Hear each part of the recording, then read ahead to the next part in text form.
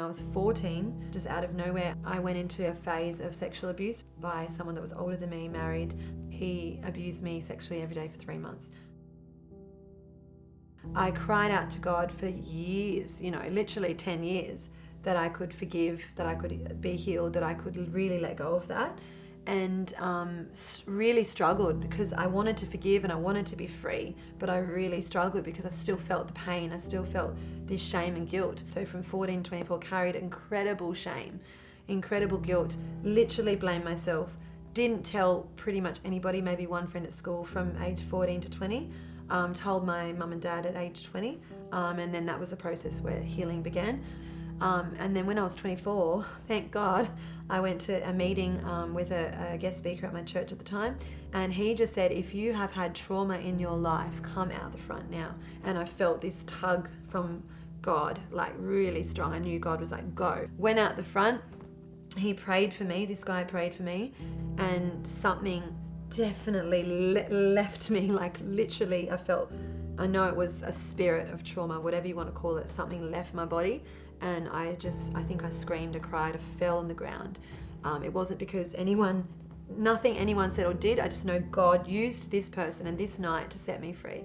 And I know that God literally removed that trauma. Just feeling like just free and like just lighter and just like a different person. And I had no idea what had happened until about a couple of months in.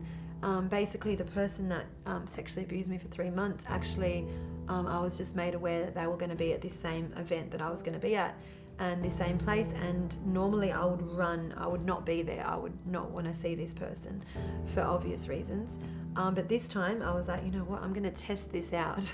and I literally remember talking to this person, and then this person wanted to speak to me, and just this peace of God came over me. And then they basically said to me that they wanted to apologize to me for what they'd done to me. And this man, fully grown man, started weeping like a little boy and apologizing to me. And I stood there with so much strength and confidence and security, and I basically told him, I've forgiven you, Jesus forgives you. And I said, who am I to hold unforgiveness towards you? I forgave you already, and you're free, you are completely free. And I literally, like I was the pastor praying for them, but all I did is say that.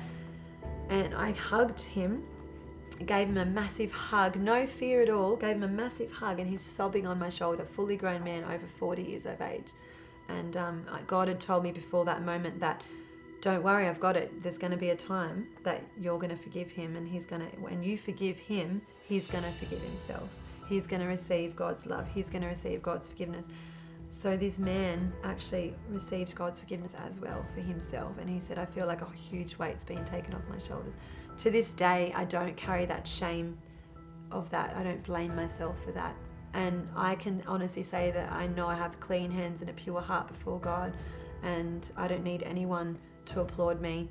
If I died today, I know that my Heavenly Father is pleased. I would go straight to heaven, and He's pleased with me. And I would just say, don't ever give up on finding God. Don't ever give up on finding your destiny in Him. Don't ever give up on the dreams He's placed in your heart.